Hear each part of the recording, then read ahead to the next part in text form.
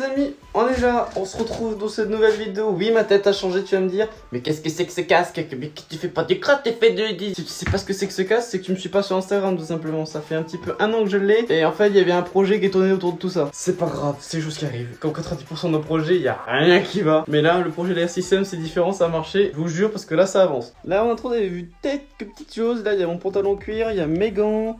Il y a mes casques, j'en ai 3, bah c'est que les 3 AGV, il y a le pistache GPR là. Tu m'excuseras Kika, hein, mais je t'ai pas trouvé d'autre endroit pour te mettre. Hein. Ce petit mot il vient de Carbone 23, parce que j'avais commandé une petite pièce pour la R6. Mais ça, fallait me suivre sur Instagram. Pour ceux qui me suivent depuis le début de la chaîne, j'ai commencé avec une Yamaha YZF R125, toute rouge. C'est là où j'ai eu ma première frayeur et aussi mon premier crash, qui n'a pas été filmé parce que je n'avais pas de caméra à ce moment-là. Rond-point, chaussée humide, personne qui te coupe la route, pas d'ABS. Tu connais la suite, je t'ai fait une Carbone 23. Et si jamais t'as des questions sur les motos, tu peux me le poser en commentaire, je vais y répondre. Et tu peux aussi claquer l'abonnement, ça fait toujours plaisir avec le petit pouce bleu. Et ensuite, je suis passé sur la moto qui m'a fait le plus progresser, où j'ai pu poser mes 2 genoux, la Yamaha YZF R3 de 2018. Cette moto-là, je l'ai gardée 2 ans. J'ai commencé la moto, j'étais encore dans le sud quand je l'avais. J'ai commencé à poser le genou gauche, car c'est mon côté le plus facile pour moi, où je suis plus à l'aise. Parce qu'il n'y a pas le pot et que j'ai pas ce stress de si je tombe, il y a le pot qui part avec et c'est 400 balles en moins, en plus des carénages et tout ça. Et après j'ai changé les pneus, j'ai mis des Bridgestone Batlax S22, des bigommes. Et qu'est-ce qu'un bighomme? C'est une gomme dure au milieu et une gomme plus tendre sur les côtés, ce qui fait que tu as une meilleure accroche. Ces pneus là, je peux que vous les recommander.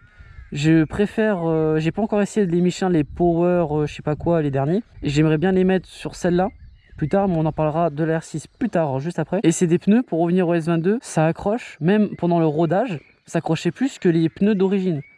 Alors que j'ai frotté le genou avec les pneus d'origine. Et grâce au Batlax, le genou droit est venu avec. Et c'était une putain de moto, j'ai fait... On peut tout faire, c'est une moto à tout faire, en permis à 2. C'est-à-dire que c'est un 321 cm3, 42 chevaux et demi, on n'est pas bridé. La poignée, tu peux la tourner en entier, t'as tous les gaz. T'es pas bridé au niveau du moteur, ni de la poignée, ni l'électroquement. Et du coup, j'ai fait quasiment 8000 bornes avec la R3. Vous allez me dire, j'ai pas tant roulé que ça. J'ai un métier qui me permet pas tant de rouler que ça, enfin du moins cette période-là. Quand j'étais dans le sud, je roulais beaucoup. Mais une fois que je suis arrivé dans le 41, j'ai beaucoup moins roulé parce que j'ai eu le boulot. Et maintenant que le boulot, ça a changé, j'ai changé de boîte. Et maintenant, ça fait 1 an que je suis dans celle où je suis actuellement. Je peux rouler autant que je veux quasiment. Et j'ai quelques heures pour moi avant d'aller au boulot. Il fait jour. C'est super bien. Je suis trop heureux en ce moment.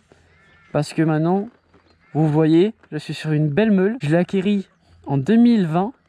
C'est une R6 de 2019. Je l'ai eu, elle avait 6000 bornes. Je sais pas, il a pas tant roulé que ça non plus. Et ce gars, il l'a vendu pour des raisons qui sont très justifiables. Hein. C'est une moto de course en fait. Et l'R6, c'est un mythe. Et franchement, c'est que du bonheur. L'avantage de cette moto, c'est que tu peux faire de la ville avec, comme j'ai dit lors de la présentation. Mais bon, on n'est pas dans la présentation de moto. On est juste là pour dire mes motos, les avantages un peu inconvénients. La position, voilà, la R3 je n'ai pas parlé, mais c'est position roster, hein. À peine penché sur l'avant, mais c'est du A2, donc faut que ce soit accessible à tout le monde. Et pour revenir à la R6, c'est une position très radicale. La selle est dure, mais assez confortable je trouve. C'est un peu contradictoire, mais c'est ça.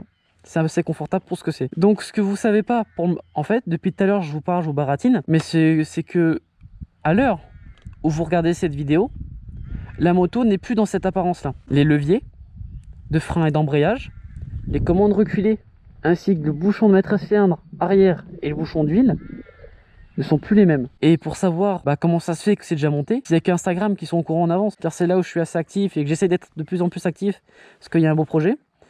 Et là on arrive sur le mindfuck total. En fait, je vais avoir une 5e moto, et c'est pas une R6. Et vous êtes déjà au courant de ce que je vais avoir, c'est une R6M.